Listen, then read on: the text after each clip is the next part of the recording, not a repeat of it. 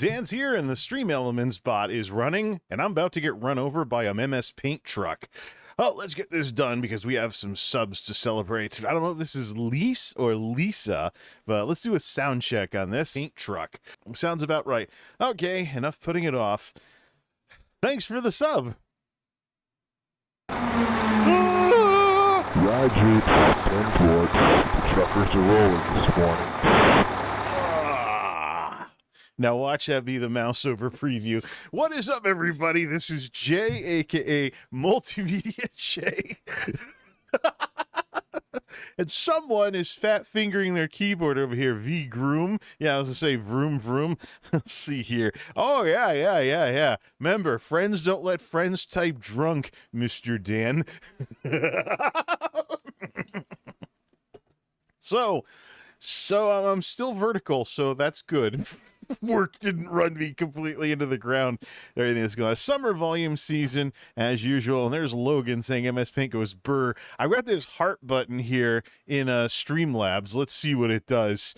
Does it click? Does it let? Is there like reactions like Facebook or something? Oh, sign in to continue YouTube. Shut up.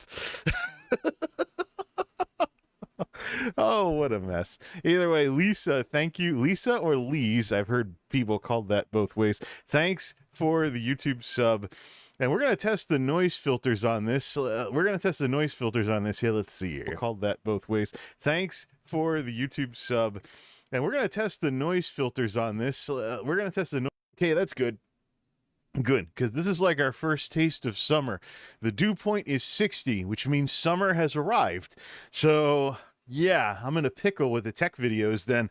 One of the things I wanted to do differently this year was not have tech videos in the summertime where you could hear the air conditioner going in the background. So I don't know what I'm going to do because I wanted to conclude the current season of the Wacky World of Multimedia J and get ready for things to go legacy in the fall, because autumn is a very special season for this channel. Autumn is when I first got into, doing videos and stuff like that. I did September, October, November, December in 2006 for the initial run. And once the weather cools off and we're done with summery type stuff, that's kind of been when I focused on making videos many times over the years. But he's got to figure out what's going on with all of that. So let's see, 6:41 at the Geek House. I don't really have a lot to talk about tonight. Just a couple of things that have been going on, and then our main discussion is going to be about YouTube affiliates versus Twitch affiliates. And I don't know how much of that I'm actually going to talk about here because just tired from everything. It may get to the point where I only do things on weekends, or I work on videos a little bit at a time during the week, and then most of the big stuff is done on weekends, which is how I used to do things before. We've entered basically the summer volume season, and we have both summer and volume, and all those people that were VTOing every single day for most of the year are now crying and whining and complaining because they actually get their hours at a full-time job. Hey, what do you know? It's one of the reasons why I do this kind of work, because I know people complain about it and they don't like doing it. So if you're somebody who takes care of something that everybody else hates doing, it's an easy way to actually get liked if the people in charge aren't complete idiots with rocks in their heads. So happens every year. Every single year, the operations manager at this place tells us some fairy tale story about how this is the summer we're going to get it right. This is the summer we're not going to get clobbered. This is the summer where we're not going to be grumbling about our peak seasons and our summer volume season and whatnot.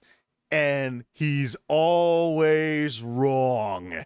Somebody somewhere finds a way to still clobber us. I'm like, look, summer is when a lot of people buy stuff. Summer is when we have a lot of people buying stuff. It's going to get wacky in the summer. Just get over it and get the work done. We don't need these Barney the Dinosaur style fairy tales. Hey kids, this summer isn't going to be crazy at this place. We don't need any of that crap. We know it happens every year. The end. Deal with it. It's like these people who don't realize how much they're slowing themselves down by getting mad about stuff as they go about doing some of the dumbest, most rudimentary warehouse tasks in the building. because they don't focus on what's in front of them. They just get mad about it, and they make the job a lot harder than it has to be, even for something ridiculously simple and entry level. So all right, I'm in a bit of a pickle then, and I'm sitting here with two keyboards as I got new keycaps for my main keyboard, and then I got hooked on the one with the blue keys. And yeah, I noticed that this thing does flicker a bit. It's like the LEDs on this thing are 60 hertz. So that's what you get when you buy cheap mechanical keyboards with LED lighting and stuff.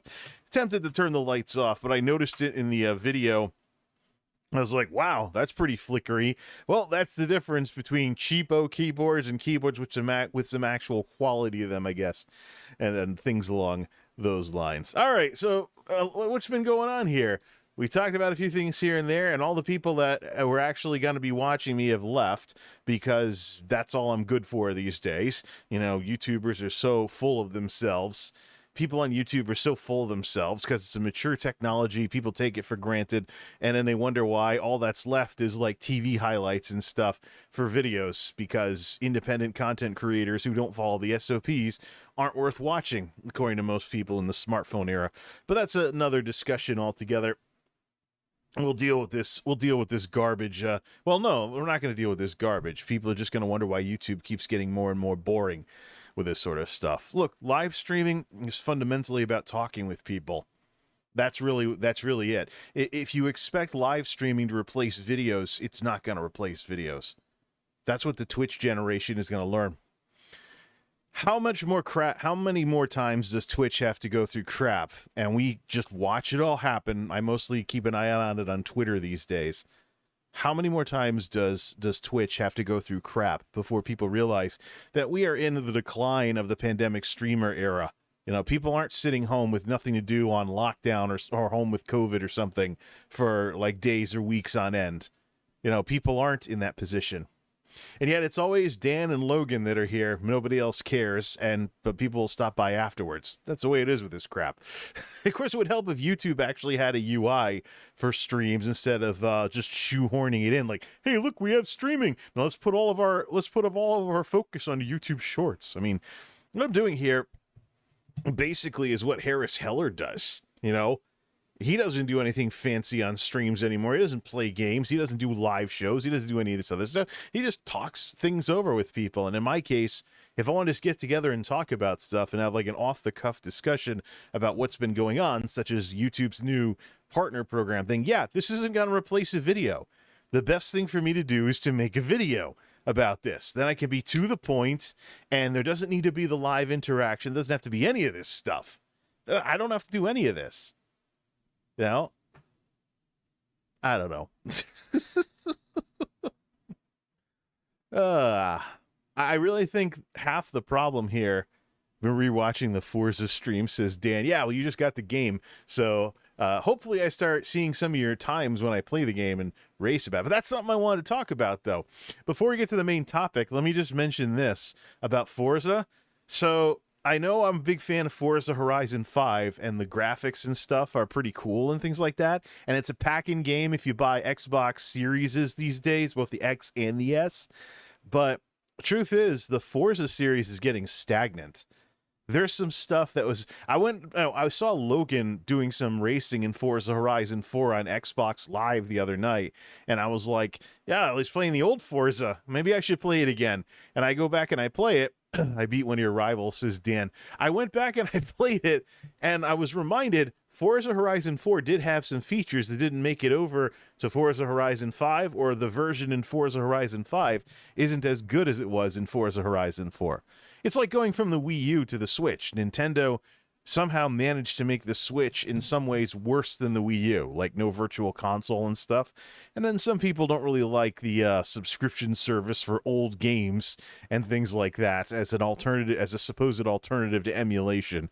But seriously, keep the drinks handy, and they're more refreshing now than they used to be because I'm cutting the drink mix in half on these things.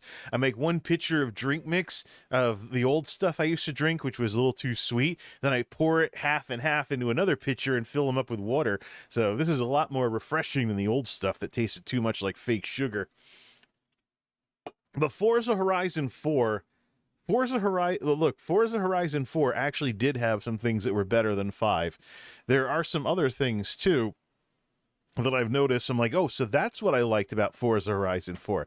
Yeah, it's an older game. I can run it maxed out with no issues, and it still looks cartoony. I mean, it was made to run on the Xbox Series S at 30 FPS back then.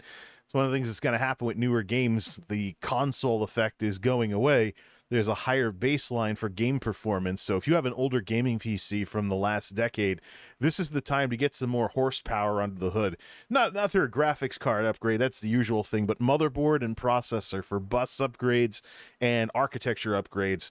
So you can have the ability to run a game at max settings and do something else on the same computer, which is something I've been having a lot of fun with.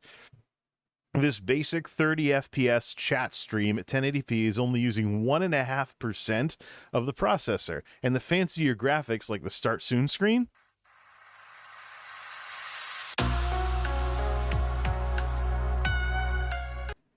%6 tops. Yeah, of course, fancy stuff uses more CPU in order to run all the stuff at the same time, because you're basically running videos and chroma keys at the same time, all for stuff like that, and then you're converting it and sending it over. But it's just cool to not be anywhere close to capping the CPU like I was last time. Anyways, there's going to be competition for the Forza Horizon series because, I mean, let's face it, the game has stagnated. It's a pack-in game now, so it's the devs are kind of coasting a bit, and the big problem with Forza is there are cheaters. If you play Horizon Open, you will run into somebody using speed hacks or gravity hacks, and you're going to see somebody with like perfect traction that doesn't make any sense physics-wise who's going to blow you away. Very rarely do I get a race where it actually feels competitive because there's cheaters all over the place. You'll know them when you see them. Watch some videos on YouTube to know what to look for. Basically, they use third-party code injector things to break the physics in order to give them like perfect traction. It's like, it's like if you could get like, if you remember the original Super Mario Kart, with when you got a star, your speed went up, you were invincible, and you had perfect traction no matter what you were driving over. So you just like blast through everything. That's kind of what these people cheating in Forza is like. However, there's competition on the horizon. Maybe Forza Horizon 6. Well, yeah, ha ha ha ha ha. Thank you, I'm here all week. Horizon. Dan says, yeah, I saw a guy at 29.99 level. There's people that jump from the Aerodromo, jump. And instead of going like 2,000 feet like we've gotten with our best cars, they're going 40,000 feet. That's a hack. Plain and simple. That's people using hacks. The game itself doesn't. You can have like the best cars in the game, like the Koenigsegg Jesko and stuff, and you'll clear the river, but you won't get much further. I mean, you can only jump the car so far, but then you get people jumping like 40,000 feet, topping the leaderboards. Like, where is the policing of leaderboards to eliminate people using exploits and stuff? Or they find a way to fall through the world, and then they have a longer jump because they did a 2,000-foot jump and then glitched through the world and kept falling until the game reset them or whatever. They just glitch jumped it or something. So, I mean, yeah, playing with mods is cool, but separate it out from the people playing the game the regular way. If people want to use like mods and stuff to like really mess with their Forza, then they should have a separate leaderboard, kind of like with Elder Scrolls Skyrim, when it would mark your save games when you started using mods for like the Skyrim Special Edition. Really, Playground needs to put that in for Forza Horizon 6. I mean, some people are using hacks and cheats and stuff. They're using, mods essentially. They're using this stuff because they're bored with the regular game, same as anybody else that installs mods. But you have to split people out who are playing the game the regular way or playing with other stuff. It's just the way it is. That may mean making Forza Horizon 6 more plug-in friendly, but at the same time, there is some games I got to check out when they come out or they're closer to release. First, The Crew, which is the game series by Ubisoft that got put into the corner by Forza Horizon 4 back when I bought The Crew 2, when I barely played it because Forza Horizon 4 had a better car setup, whereas The Crew 2 had the gimmick of cars that turned into boats and planes. there's a new version of The Crew out that's coming out, I should say. That's basically a ripoff of Forza Horizon. It's called The Crew Motorfest. It's supposed to be around a car festival. An open world driving type game based on some kind of fictional festival. I wonder. Forza ripoff. Well, no, I'm not going to make fun of them because Forza needs some competition. Playground needs some competition here because the Forza games have gotten pretty dull and stuff. And then there's the DLC side of it, and there's the cheaters side of it. I'd love to see something, keep the Forza folks honest, if that's even a thing. Yeah, I'll check out that Crew game. Also, the Test Drive Unlimited series is coming back. Test Drive Unlimited Solar Crown, whenever that comes out, I'll probably check it out. Maybe I might bounce around some of these open world games and stuff like that. But yeah, I'm glad Dan, that you're getting into Forza and stuff like that. But I don't know, maybe later this year there might be some competition that keeps Playground honest. I realize Forza Horizon 5 has the advantage of being a pack-in game for the Xbox, as well as Xbox Game Pass and stuff like that. But the thing is, you can only prop up a product that's gone stale so much before people start checking something else out. Either way, 6:54, and I don't really have much to talk about tonight other than this YouTube affiliate thing, as well as Twitch affiliate. Picking up where we left off, I think there's one very important point which represents the big fish that got away with regards to what we talked about with Twitch last time, and it is this. There are some people out there, I've dug around the internet.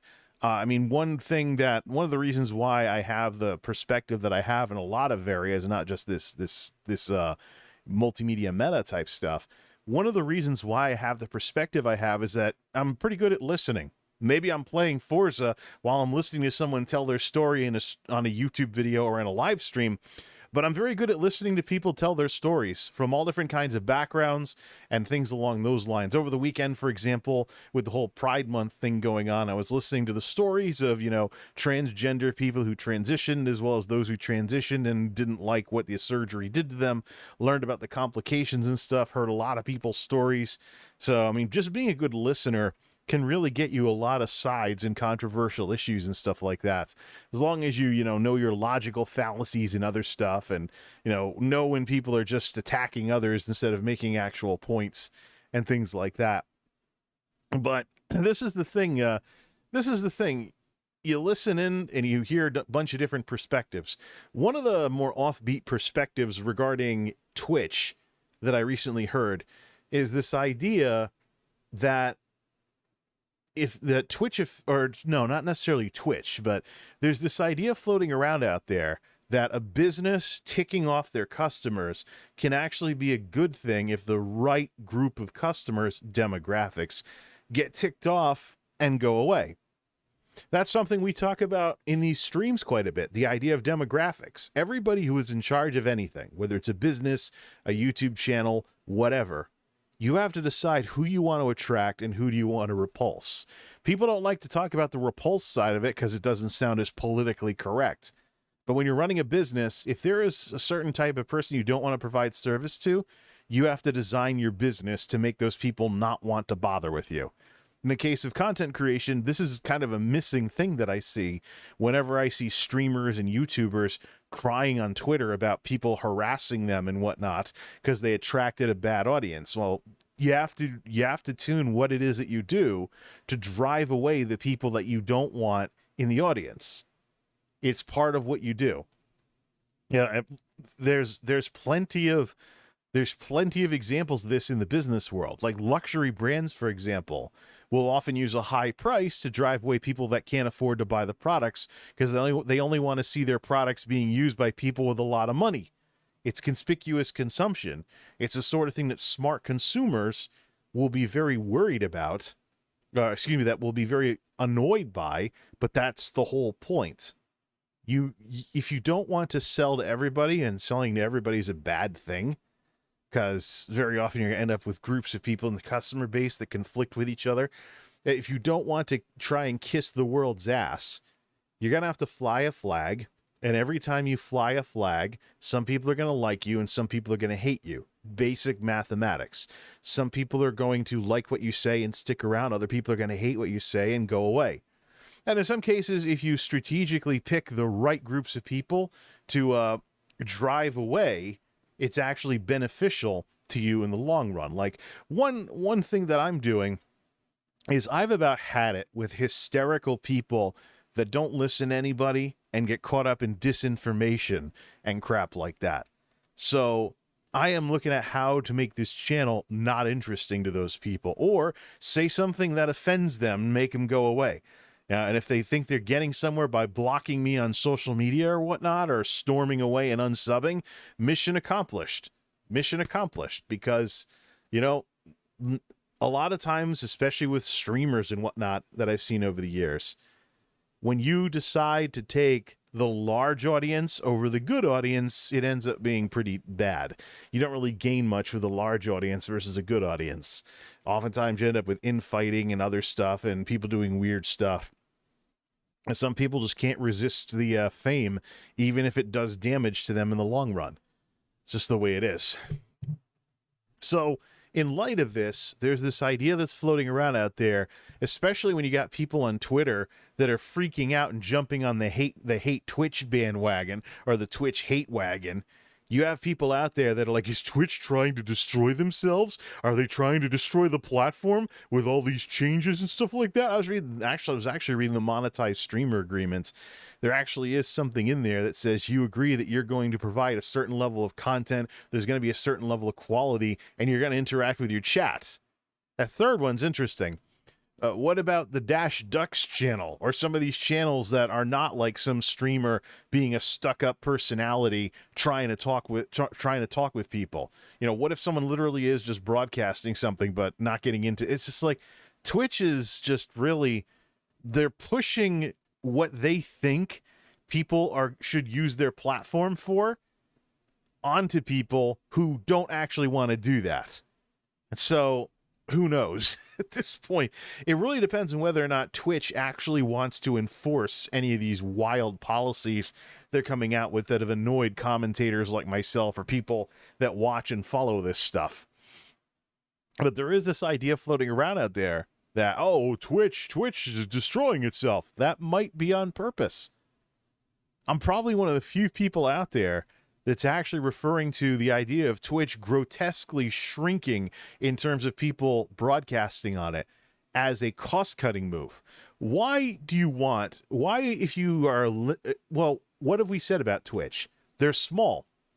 They're like Daily Motion size-wise. They just look bigger than they actually are because Twitch is very good at selling itself. They have a very strong brand when it comes to live streaming.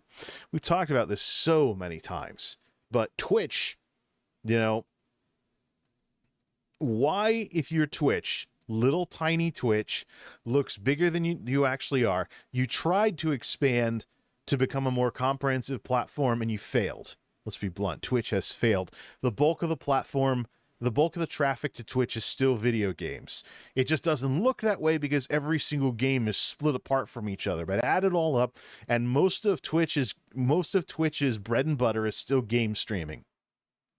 And look at how they advertise. They advertise with gamer culture, fancy colors, stuff that's targeted towards gamers, and their own demographics report says that the people watching Twitch keep getting younger and younger. There's plenty of teenagers, though they don't really report that as much anymore. Most of the audience between 16 and 34, the whole 9 yards. So you are in this position. You're an underdog that has done a very good job of making people think that you're a major player, even though the cracks are forming in the armor, so to speak, that are going to expose very quickly that you're not. Why would you want to support a million Twitch affiliates who are not bringing in revenue, that are mostly sitting there sucking resources?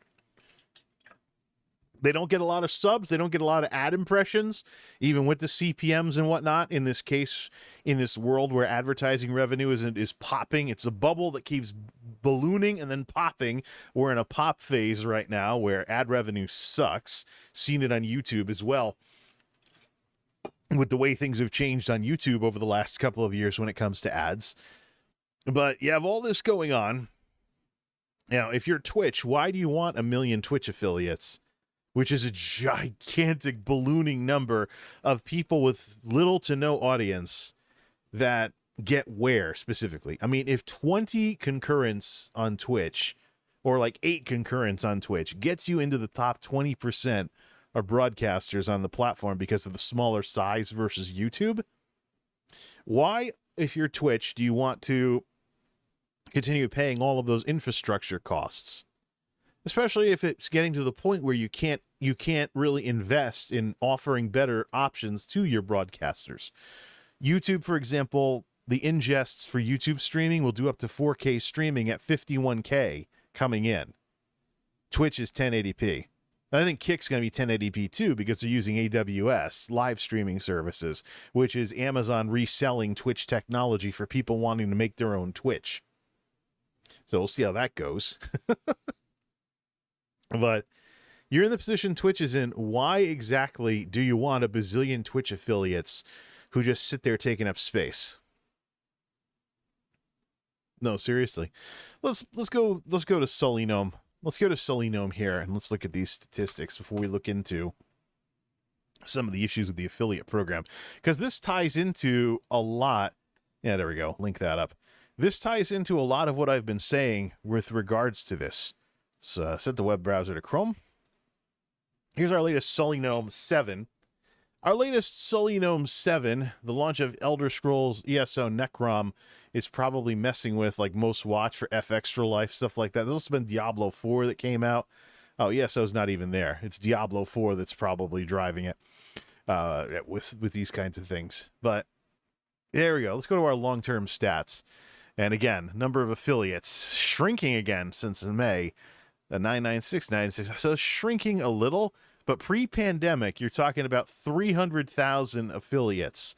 300,000. Remember, their growth was stagnant before the pandemic surge, but 300,000 something affiliates going live, and towards the end of 2019, peaks at over 1 million. It's been dropping down since then, but this still represents a lot more infrastructure cost for Twitch versus over here.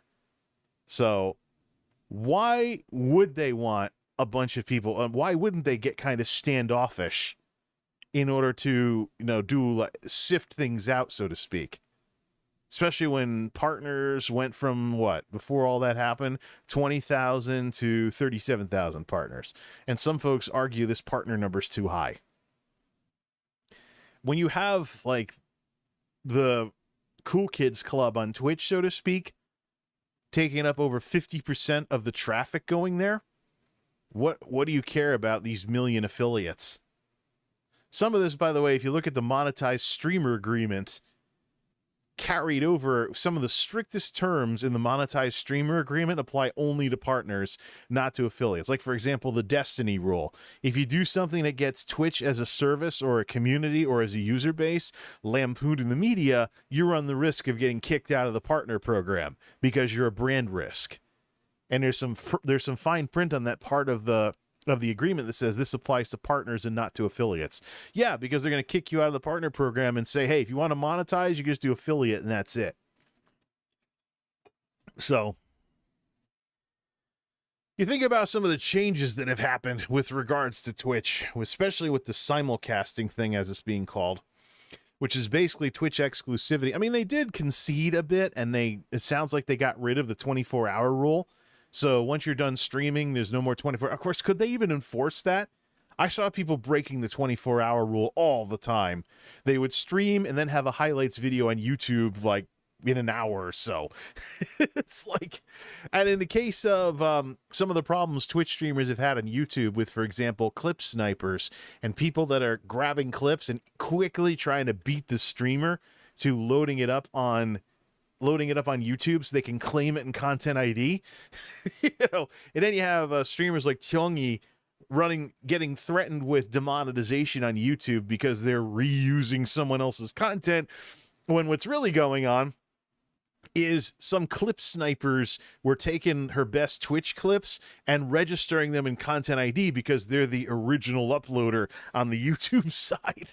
And so the system thinks that Tyongi's reusing other people's content without adding any context to it, threatens her with demonetization. She's not the only one I've seen have this happen. But it's a known problem with Twitch streamers, and the 24-hour rule and the exclusivity had a lot to do with that. This is going to be the last negative effect of Twitch exclusivity, by the way.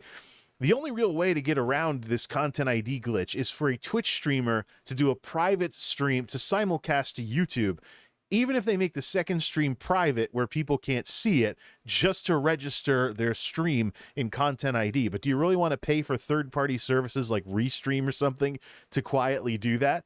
So you'd have like basically, you'd be quietly making a cloud backup of your stream over on Twitch in order to do that. Maybe Restream.io could do something like that. I should probably send a tweet to them mentioning this, or make a video for them.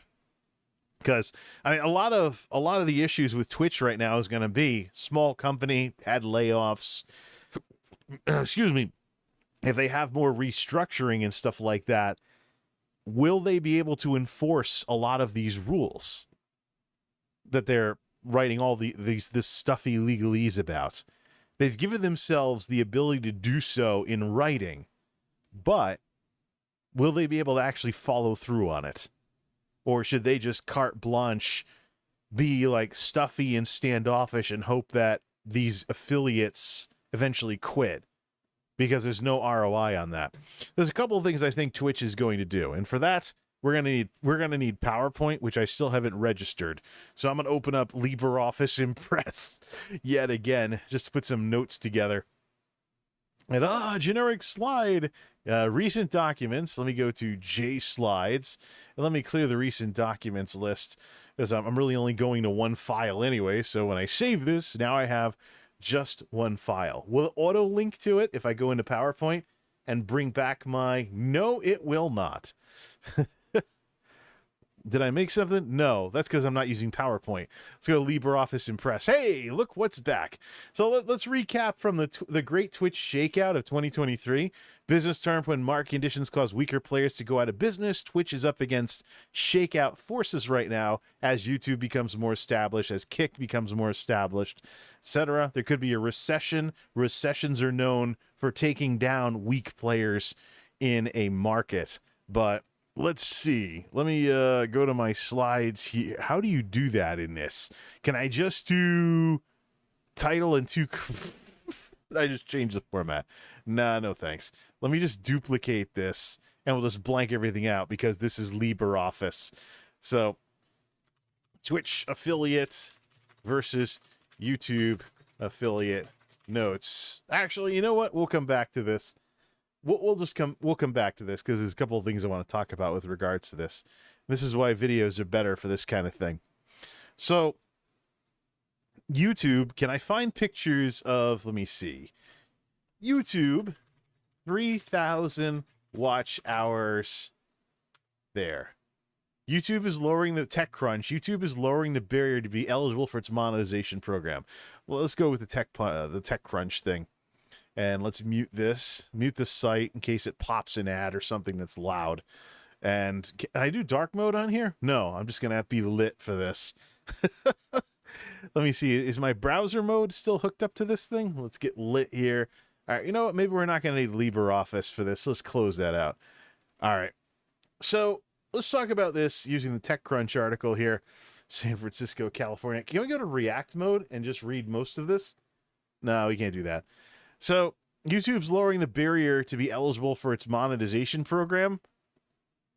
And by that, meaning there's a new tier of the partner program that doesn't include ads. And so here's the issue. Let's log in on this. Let's zoom in on this. So I read this and I was pretty bored. I found it quite boring and underwhelming. Remember Twitch affiliate? Here we are. Building a startup? We have you covered. Shut up. I'm not buying whatever it is. TechCrunch gets this wrong because the existing criteria for the YouTube partner program is still in effect to get ads. But to get in at the entry level and just have like supers and stuff like that, that's what this new criteria is for. 500 subs, 3 public uploads in 90 days, and either, this was an either previously as well, 3,000 watch hours in the past 365 days, not necessarily year. So 3,000 watch hours in a 365-day period in the last 365 days, or 3 million shorts views in the last 90 days, versus 4,000 watch hours in 4,000 watch hours and 10 million shorts views with 1,000 subs. So this gets you ads, this doesn't. This is not interesting. Other than the subs, the subs dropping is interesting. But the 3,000 watch hours is a problem. So I found this rather interesting because I thought YouTube would drop things down even more, because if YouTube does, unless we're talking like transaction fees, making it not worth it in terms of ROI, if YouTube doesn't let people, even if they're not stuffy with exclusivity like Twitch was with the affiliate program, if YouTube doesn't get in on monetization or give people easy access to monetization, they're leaving money on the table. Because anybody with a fan base that is actually like buying memberships, sending super chats, things like that, YouTube, it's not going to happen.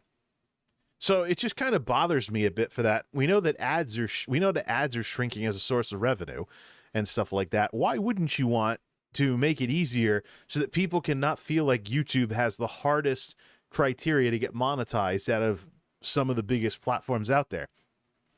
I think that, programs, I think third-party platforms for supporting creators like Patreon, Ko-fi, etc., and some like Subscribestar and some of these other services, they probably breathed a sigh of relief that YouTube didn't drop this down lower, because that means people can still use their services until they unlock it through the platform directly, and then they can move to internal stuff, kind of like what I did with the Patreon, where the Patreon's still around, but it's kind of just there in case I get demonetized. I never wanted to get into the whole paywalled content or some kind of Patreon perks or anything of that sort, and I don't want to be constantly trying to sell something like an online course or something when I could just make videos and have fun. And if folks want to support what I do, it's completely voluntary, because that's what jobs are for. And we live in a world where full-time content creators are more and more stressed and more limited by being full-time versus part-time folks like myself. So it really hurts your creative freedom when you have to pay the bills with your stuff. So better to make less stuff that is good, because it's not held back, versus being able to upload every single day, but there's certain topics you can never touch, and there's certain little gotchas that people can figure out about you because you're stuck doing that because you're commercial. Even some of the clickbait crap that's going on with thumbnails, and even some of the running the risk of getting banned through deceptive metadata, like people doing A/B testing with thumbnails and titles. So you sub to a channel on YouTube nowadays, and you see something that looks like a new video, and you find out the hard way it's something you already watched, because the title, the thumbnail, or sometimes both have been changed in a deceptive in a A/B metadata test. It's just crazy what people do these days. It's crazy what people do for clickbait and other stuff these days. But when I saw that, so this is the new tier. It's boring. It's uninspired. I thought it would be lower.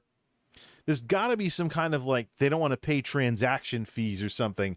That's the reason for this. It's important to remember, though, when you see these 3,000 watch hours or, 3 million shorts views, etc., which is the shorts thing has probably improved the most. You're down to 3 million views as opposed to 10 million views. But it's easy to get lots of views with short form stuff because people can go on a power grind and watch 20 different people in 2 minutes.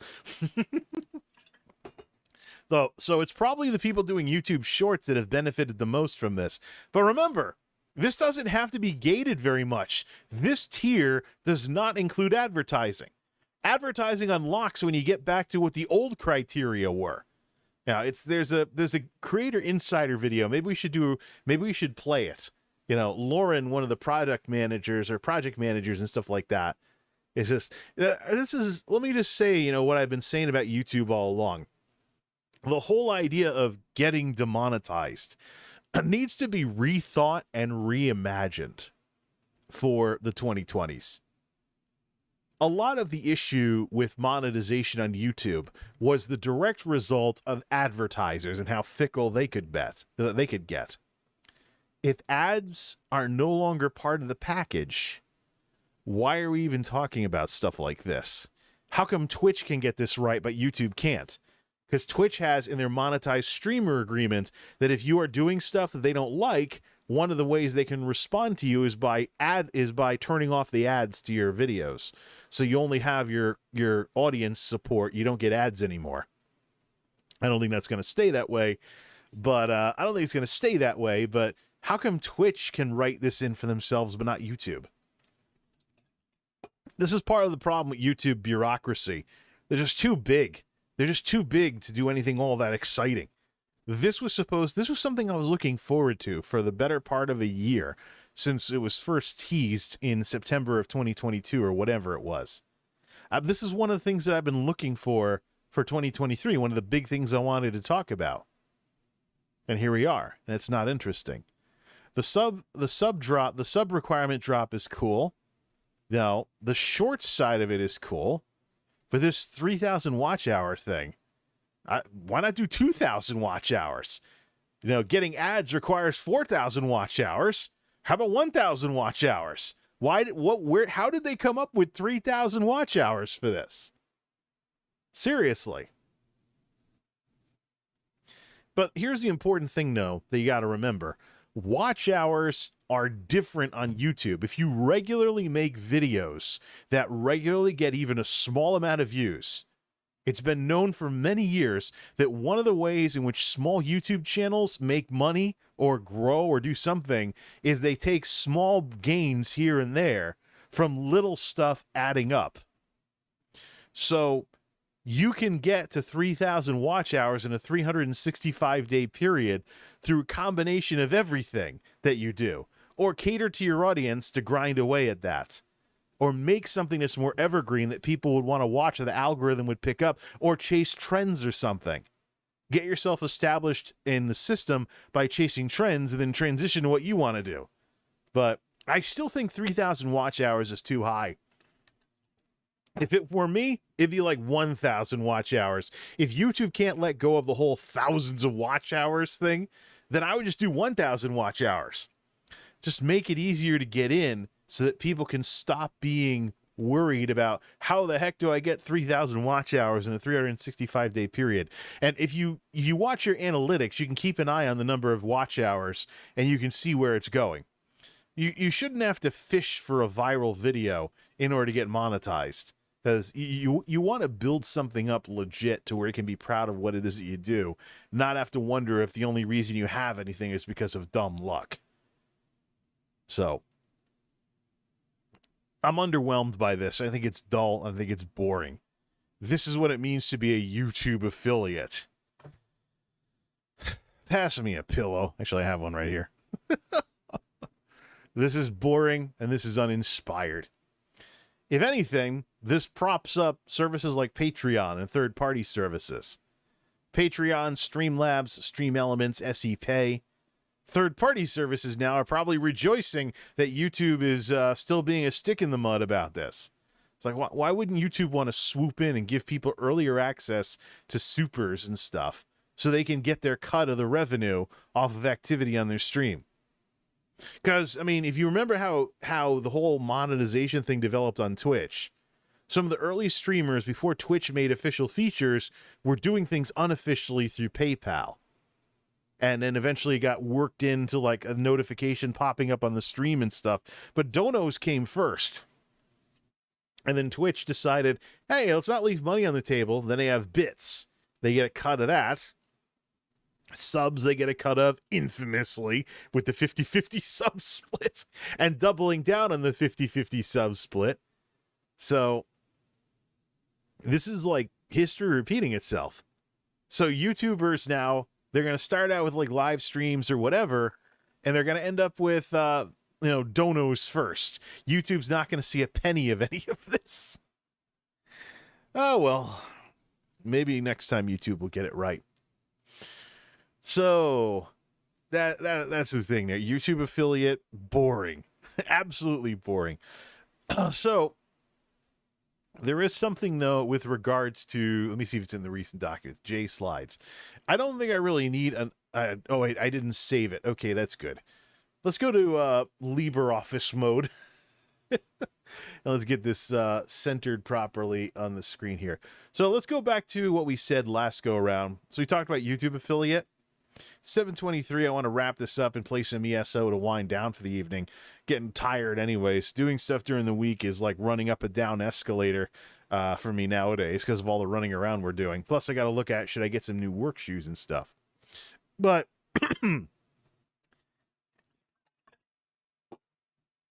let's focus on this bullet point from last time. Hey, by the way, I fixed the typo. They've doubled down on live streaming only. But let's go here.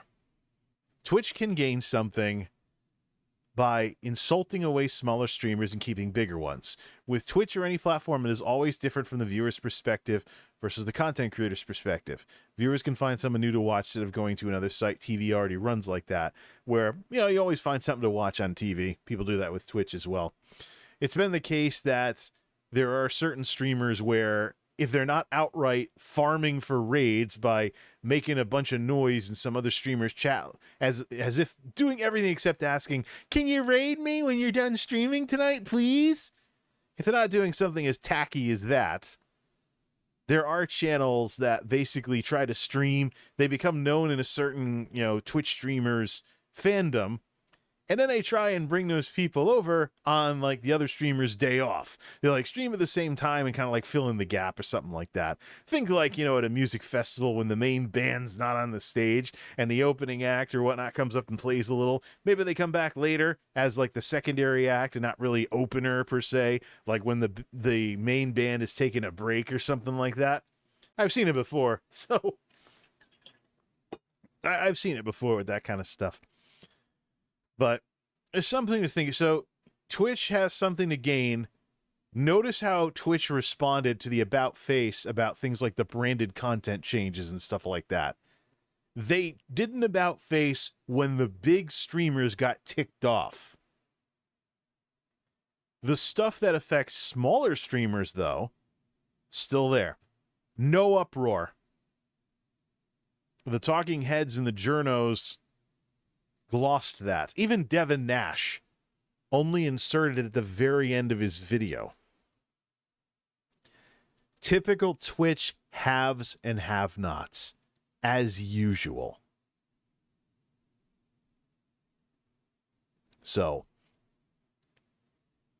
what's to say that since those changes went through with simulcasting and stuff, what's to say that with those changes having gone through,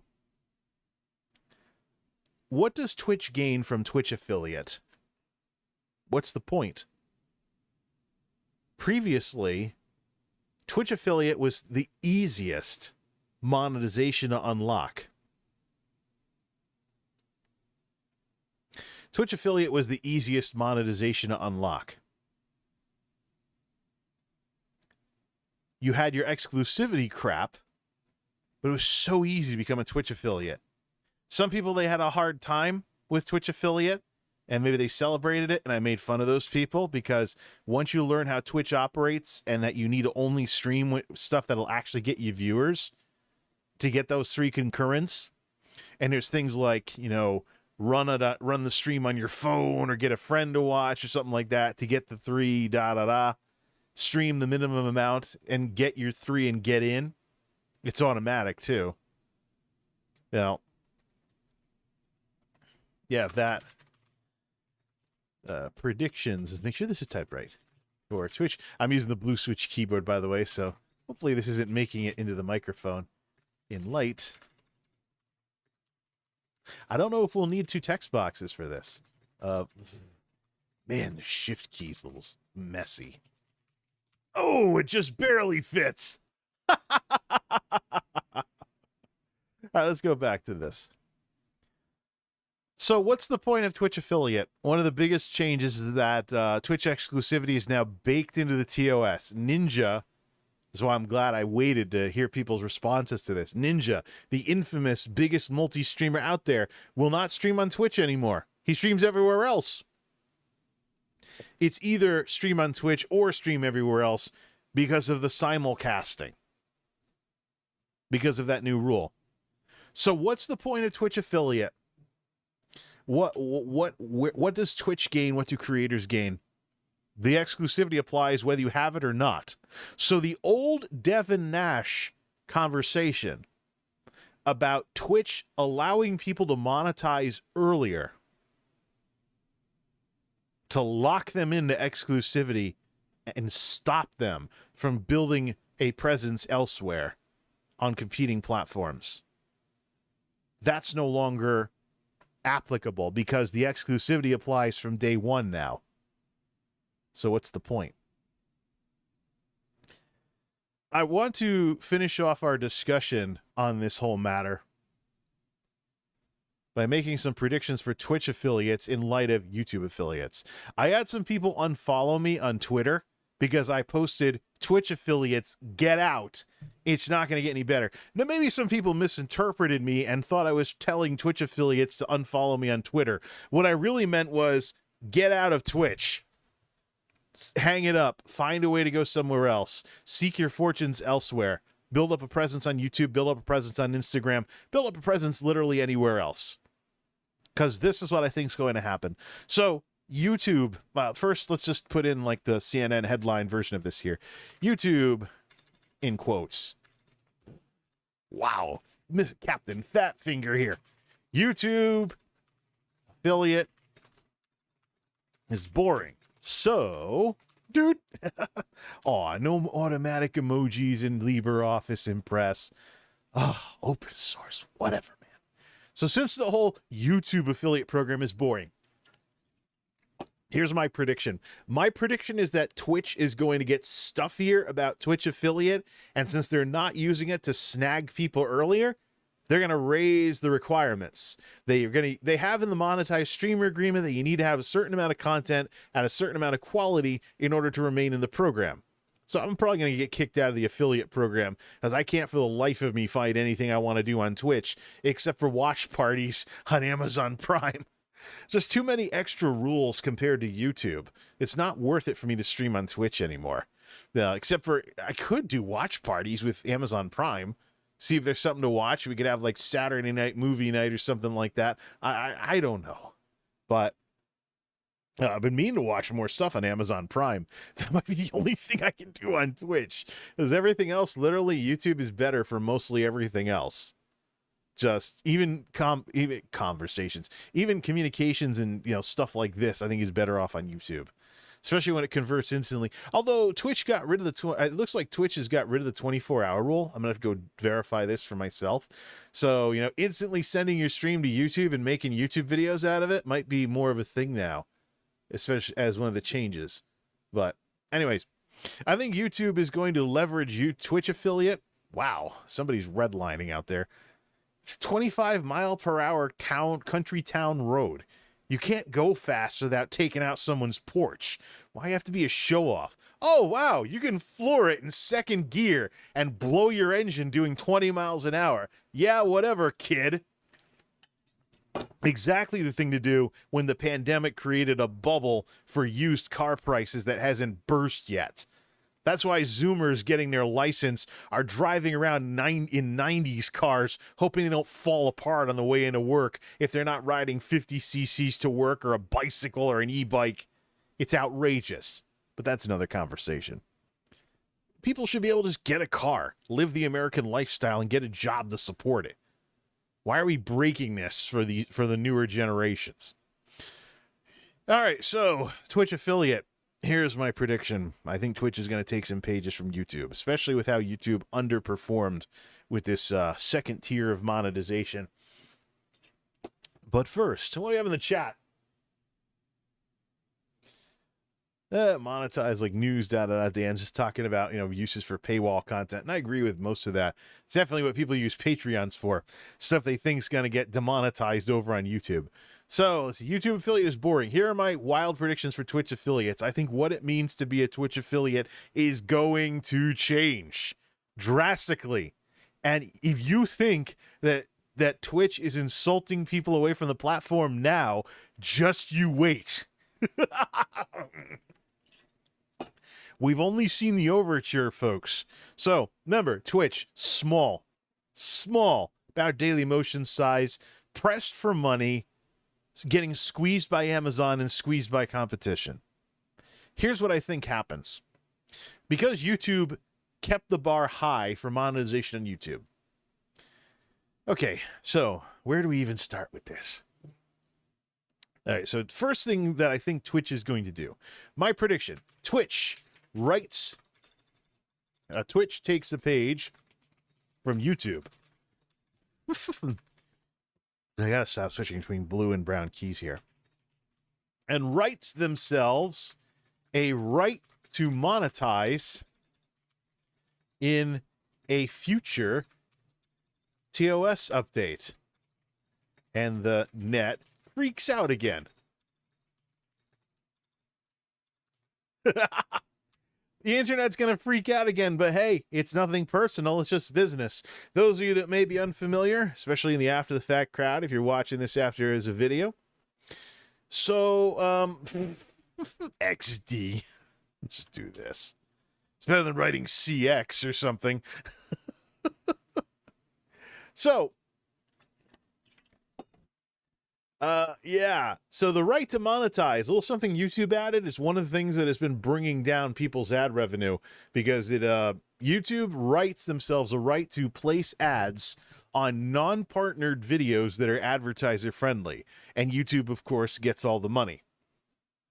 YouTube, of course, gets all the money. It's where they can make money off of everybody who's not in the partner program. And I argue it also creates a incentive for YouTube to demonetize channels. So, kick you out of the program so they can take your share of the revenue, because YouTubers actually get a better share on traditional videos than YouTube does. So you got to wonder about that. Maybe I'm being Mr. Tinfoil Head here, but you got to wonder. So imagine if Twitch did that, because right now, if you're not Twitch affiliate, and one of the few things that's probably keeping Twitch from raising the bar for Twitch affiliate and the revenue sharing and stuff like that is the fact that regular streams are not monetized, and people are taking advantage of that. Right now, over on Twitch, Athene, I think that's how he said, I was thinking Athene for Athene wins, because like Athlon and stuff like that, I'm a little biased because of my computer background, but Athene, with Athene AI and the Singularity Group, they recently rolled out an AI project, which is basically, if you haven't seen this yet, the channel on Twitch is called Trump or Biden 2024. It's an AI Donald Trump and an AI Joe Biden having a political debate completely uncensored. These folks drop F-bombs and cuss each other out, and it's basically the way we wish the debates would be. Even Athene has gone on one of his streams over on Athene Live and talked about that, you know, debates can be pretty boring. Don't we wish it was like this, with two candidates tearing into each other? It's an interesting setup. That stream has 2,000. It broke 2,000 concurrents before I went live this evening. Not monetized. Not in the affiliate program. No sub button. They're taking donos for Team Trump or Team Biden to work on AI upgrades. So you have Twitch paying the operating costs of something going up to 2,000 concurrents. If you know your mathematics, concurrent viewers are an average. So the real audience is probably in the thousands, if not the tens of thousands, for the number of actual views. People stopping by the 24-hour stream. So this is like 1,000 to 2,000 concurrents on a 24-hour stream that's constantly going. It is basically the new Nothing Forever. If you remember Nothing Forever before it collapsed, after it redid everything to remove a lot of the Seinfeld references. So AI Trump or Biden is whatever it costs Twitch. They have a 4-digit concurrent audience. Zero way for Twitch to make any money off of that. You really think Twitch is going to settle for that? With the money problems they've been having? There will be a right to monetize. I guarantee you it's going to be in there. The question is when. And when that happens, because this is all money for Twitch. Twitch raises the requirements for Twitch affiliate. The other thing I think they'll do is Twitch will give themselves the ability to remove more creators from the affiliate program. And at the very same time, the more Twitch does this, the more money they can make by eliminating revenue shares and making 100% of the ad revenue. So here's the thing, though. No, this is specific on channels with more views than audience support. So I mean, if you have a bunch of people that are buying subs, cheering bits, things like that, that's one thing. But if you have, say, a channel where it's, it's just people mostly watching, why wouldn't Twitch possibly go for that and give themselves a corporate pretext in order to do so? Let's see. Hear it a little, but not as bad. What is it, Dan? The air conditioner? I don't know. Oh, the typing. Yeah, that's because they're blue switches. Blue switches are annoyingly loud. Now imagine someone playing a video game with it constantly clicking literally every time they push a button. That's why we did that thing in the video last time. So yeah, it's a pretext. The word of the day is pretext here. Let's see. The magic word with Twitch and all of this pretext. Create a pretext, make more money. It's that simple. YouTube affiliates boring, Twitch takes a page, da da da da da. So here is the wonderful world that awaits people in the future if Twitch keeps chasing money, chasing money, chasing money. And we can come back to this if it happens, and I can say I told you so. I told you so. There, see, I did it. So, well, actually, that's an I, isn't it? In the pursuit of more money, Twitch, for smaller streamers, becomes a hodgepodge of uncontrollable pre-roll and mid-roll ads that the streamer cannot control, and higher requirements to gain the ability to control them. See, that's one of the big things about YouTube streaming. You get into the partner program, you can control all the way into the partner program now, I should say. You control your ads, so you can turn off ads, or you can turn off certain types of ads. So I could theoretically stream, and do I have any turned on right now? I don't know. I could theoretically turn off the more invasive ads, so you only get like non-skippables, or you don't get mid-rolls, or something along those lines. Or you can always turn them back on for after the fact. But there it is. In the pursuit of more money, Twitch for smaller streamers becomes a hodgepodge of uncontrollable pre-roll and mid-roll ads that the streamer cannot control, and higher requirements to gain the ability to control them. The internet will freak out, but market forces will win as usual with Adam Smith's invisible hand.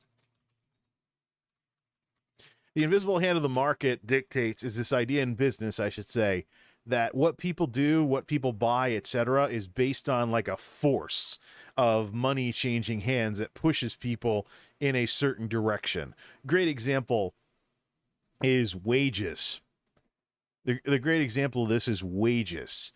Wages are naturally pushed down in businesses because it helps with the bottom line, which from a labor perspective is labor being exploited, but from a competition perspective gives you more money to reinvest into the company or do something else that can give you an edge. Of course, unions might point out if, say, corporate bigwigs give themselves bonuses or do stock buybacks or something along those lines. But the idea is that, you know, if not you, then who? So if you pay your people more and it ties up more money versus your competitors who have that money to play with, how do you not get killed by your competitors? And of course, this is what like unions and stuff talk about with their discussions. They want to be like, hey, you know, pay us more, but keep the company competitive, things along those lines. That's what some of the arguments between labor and capital are often about when it comes to things like labor relations and stuff. How much more can go to the rank and file people making the magic happen before market forces start to get in the way? As I can tell you, a lot of these talking heads out there are not very smart. They're not very knowledgeable. Otherwise, they wouldn't be making the clickbait YouTube videos that many of them are making. There's people out there that are actually celebrating the underwhelming YouTube affiliate program. Not the marketing affiliate. I still haven't checked that out yet. It's only for people with 20,000 subs or higher, for like shopping affiliate or something like that. But for the YouTube answer to Twitch affiliate is boring and underwhelming. But that has its consequences. So this eliminates streamers who cost more than they're worth on a platform that traditionally has its haves, capitalize that, haves and have-nots. And so watch, like we just saw here, watch for Twitch to focus on the big streamers and quietly ignore everyone else. The ultimate reason for the ultimate result of this and the ultimate lesson from this: don't be a platform fanboy. Now let's do that. Don't be a platform fanboy. Oh yeah, Twitch, I bleed purple. Twitch is not on your side. They're a business watching out for their interests just like any other business. Don't be a YouTube fanboy. YouTube's done stupid stuff too. Given enough time, Kick will probably do the same stuff as well, especially when their money disadvantages start to come home to roost. But so yeah, YouTube affiliate, boring, uninteresting, underwhelming, but maybe it's in light of not wanting to pay transaction fees, etc. on smaller YouTubers that just end up costing more money than they bring in. But Twitch affiliate, my prediction is that it fundamentally changes as a result of all these things that have happened. So everything's gone quiet. If anybody has anything else to talk about with regard to this, go ahead and say it. For now, though, let's just talk about what we're gonna do. I've got something special coming up. So starting tomorrow, I need to do tech videos. I need to do a tech video of sorts that is very, very, very time sensitive. And I'll see what the weather's like. If it's not as humid out, I'll shut the AC off to record the discussions I want to have. I just don't want to annoy the neighbors. That's one of the things I do, is I want to try and avoid annoying the neighbors. Stuff like that, if I get like boisterous and stuff along those lines. But there is something that I have to do. Oh, we had a network drop too. Must be a hiccup somewhere. Or maybe a patch is downloading as well. But yeah, I want to look into, there is something I want to do that's time sensitive. And after this, for the remainder of the summer, most of the activity is going to be on the weekends. I want to get away from streaming as much. We've streamed too much over the past couple of years, that's for sure. Get into a format of commentaries that use the streaming gear to make videos. So we'll put that together while it's too hot to do tech videos. And end the current tech video season. Probably come back in the fall with like the legacy format and stuff. But overall, tech videos with what they've done for the past 10 years that they've been around need to become less of a thing on this channel. The effects, including some of the weirder effects on Twitter and farther corners of social media, have just been not all that great. Maybe some other time we can talk about it. For now, though, since everything's gone quiet, I'm going to call it a night here and actually wind down and enjoy the air conditioning while it's raining out and it's humid. That's what summer is about. Work, make more money, come home tired, kick up your feet, have a ball. So we'll switch to some other stuff and get away from this streaming stuff. Because let's be blunt, streaming's not the best thing for stuff like even this discussion here. And I'm sick and tired of having situations where I stream and I feel like it should have been a video instead. Plus, the numbers speak for themselves. No matter what people say, you always got to look at what people do.